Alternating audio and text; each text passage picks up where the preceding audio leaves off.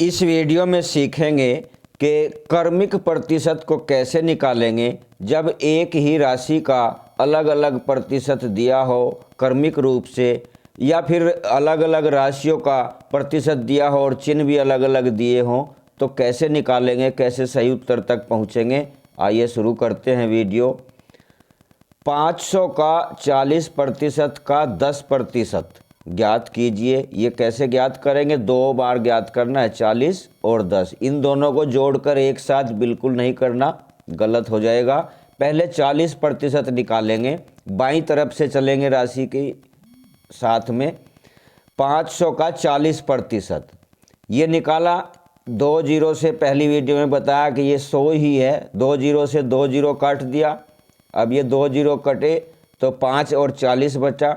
इनकी गुणा जब करेंगे 5 और 40 तो गुणा आएगी 200। 200 आ गया पहला हिस्सा। अब दूसरा 200 का निकालेंगे 10%। इसी विधि से 2 जीरो से 2 जीरो काटी और 2 का 10 में गुणा किया तो 20 आया। यही आंसर होगा, 20 ही उत्तर होगा। बहुत आसान ट्रिक है। अगला प्रश्न देखते हैं। 800 का 50% का 30% का 5%। यहाँ 3 आ गया। चाहे जितनी भी लंबी सीरीज हो, ऐसी इसी विधि से निकालेंगे, बहुत आसान है। 800 का 50%, किसी भी राशि का 50% आधा होता है। 1/2 50%, या फिर 2 से भाग देना हो, ये सब आधे ही होते हैं। जब 50% आधा होता है तो 800 का आधा हुआ 400। ये पहला निकल गया, प्रथम स्टेप। अब 400 का निकालेंगे 30%। 30% 2 जीरो से 2 जीरो काट दिया तो ये आएगा कितना? 4 तिये 12, 120। 1 जीरो ये लग जाएगी, 120 आया। 120 का निकालेंगे अब 5%। तो 5% निकालने के लिए इन 2 जीरो से 2 तो कटेगी नहीं। अब 2 जीरो यहाँ है नहीं, तो 1 जीरो से 1 जीरो काट दिया, 1 जीरो बच गया। उसे बाद में दशमलव में लगाएंगे। 12 और 5 की गुना की तो 60 हो गया। 60 हुआ। अब इस 60 में 1 जीरो बची है। इस जीरो का 1 अंक पे दशमलव लगाया, 6 आ गया। 6 हमारा 100 में है, 6 ही उत्तर होगा। जब जीरो बच जाए 1 तो 1 अंक पे दशमलव, और दोनों बच जाए तो 2 अंक पे दशमलव। आइए अगला प्रश्न देखते हैं। ये अलग किस्म का है, इन दोनों से अलग है। 180 का 20% प्लस क्वेश्चन मार्क। यहाँ संख्या ज्ञात करनी है कि क्या संख्या आएगी। 30% बराबर इस राशि के 1260 का 10%। यहाँ स्पष्ट है कि जो मान इधर आएगा वही मान इधर भी आना चाहिए। बीच में बराबर दिया है। बराबर के चिन्ह का यही अर्थ होता है कि दोनों तरफ का मान बराबर हो। आइए शुरू करते हैं। इसको पहले यहाँ पूर्ण दी है समीकरण, इसको निकाल लेते हैं। 1260 का 10%। अब दोनों जीरो से दोनों जीरो कट जाएंगी। 1 जीरो इधर की कटी, 1 ये कटी, तो 1 के साथ गुना किया तो आएगा 126। इधर का मान 126 आया तो इधर का मान भी 126 ही होना चाहिए। अब कैसे होगा? यहाँ पहले 1 दिया है स्टेप पूरा, इसको निकालते हैं। 180 का 20%। नियम वही है, दोनों जीरो से 1 जीरो ये काटी, 1 जीरो ये काटी, तो 18 दूना 36 बचा। ये 36 आ गया। अब इस 36 को हम क्या करेंगे? यहाँ तो क्वेश्चन मार्क दिया है, ये संख्या नहीं है, यही ज्ञात करनी। 36 को इसमें से घटा देंगे 126 में से।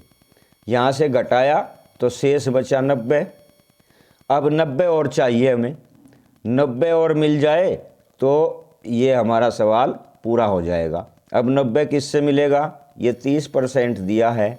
अब देखिए यहाँ विकल्प में किससे हो सकता है? 3 तिये 9, यहाँ संभावना दिख रही है, तो हम 300 को रख के देखते हैं।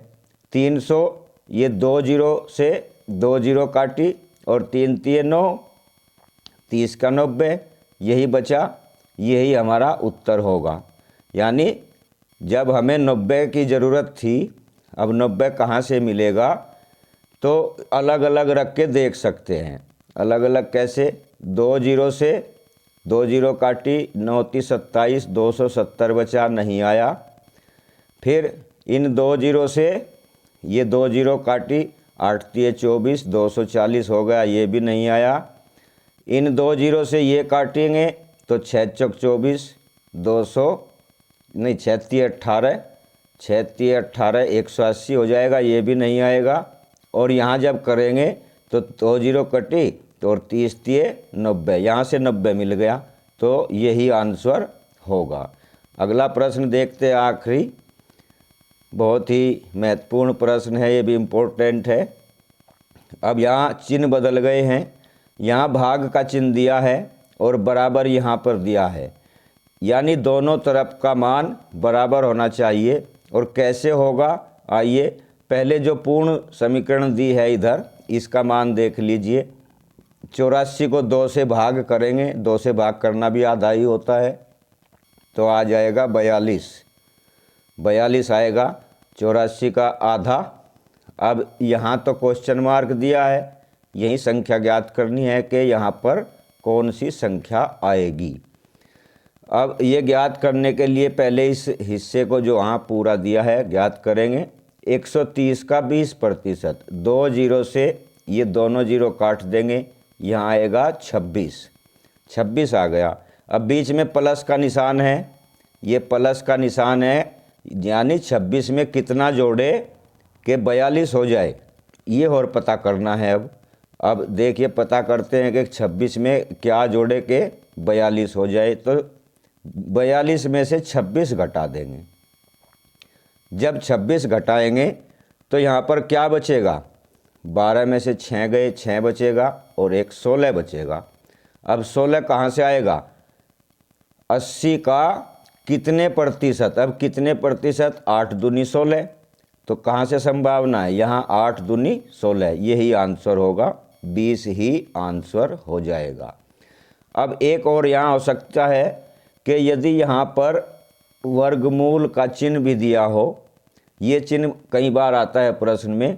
अब 20 हमारा आंसर आया था, यदि ऐसा चिन्ह दिया है प्रश्न में तो एक बार और गुणा कर दे, 20 और 20 की गुणा 400 उत्तर हो जाएगा।